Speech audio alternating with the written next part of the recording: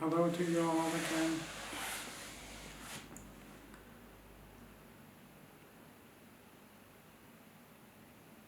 I wanted to remind you that you have fragments of birds in your life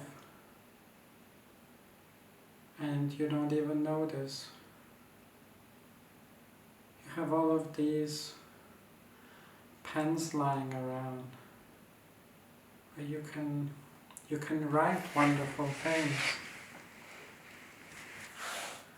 Do you know where all of this comes from?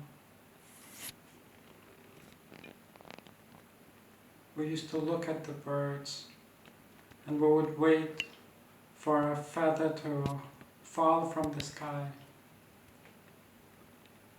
so we could go out and get it. And we would have in our hands a piece of a wing of a bird that was flying through the sky. Put a bit of ink on it, we could write. Our words could fly. You have the same things right next to you.